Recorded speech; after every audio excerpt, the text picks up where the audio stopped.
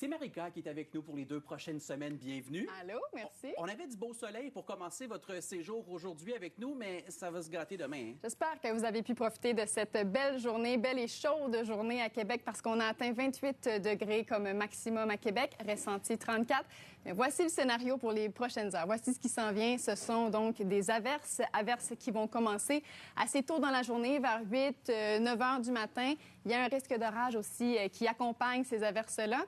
Ça va se poursuivre au cours de la journée. On attend un 10 à 20 mm de pluie environ, peut-être davantage sous les orages. Mais vous voyez, c'est assez déconstruit. Donc, il va y avoir quelques accalmies ici et là au cours de la journée. Puis ensuite, c'est le retour du soleil pour la journée de mercredi. Ce soir et cette nuit, ça reste assez beau.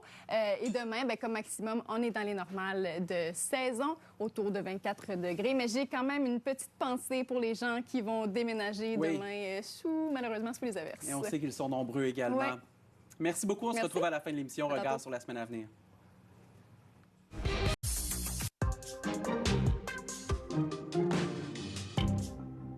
C'était une journée chaude chez nous, mais ça n'a rien à voir avec ce qui se passe en Europe. Si vous partez en voyage dans les prochains jours, soyez avisés. Oui. Armez-vous de patience et de bouteilles d'eau parce qu'effectivement, il y a une vague de chaleur ces jours-ci au Portugal, en Espagne, en Italie, en France, en Grèce. Notamment samedi à Grenade, en Espagne, on a enregistré 46 degrés Celsius.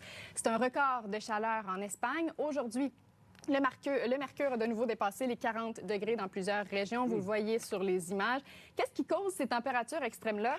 C'est un dôme de chaleur qui devrait persister encore pour quelques jours. Un dôme de chaleur, c'est un phénomène météo qui se produit quand on a un système de haute pression qui agit un peu comme un couvercle sur l'atmosphère. Et ça, ça emprisonne la chaleur et l'humidité. Résultat, il fait chaud. C'est pas très, très agréable. Mais si on revient un petit peu plus près chez nous, c'est humide, c'est chaud, mais on est quand même autour des normales de saison.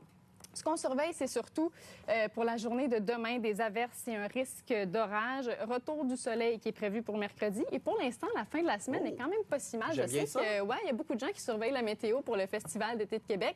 Pour l'instant, c'est juste un 70 % de probabilité d'averse pour jeudi. Mais ça, c'est une affaire de petit poncho. Là. Ça s'arrange. C'est pas si mal. Petit poncho, c'est parfait. Poncho. On va se laisser sur des images qui donnent chaud, mais pour d'autres raisons. Vous allez voir un record du monde qui a été battu hier par l'artiste de cirque Guillaume Fontaine.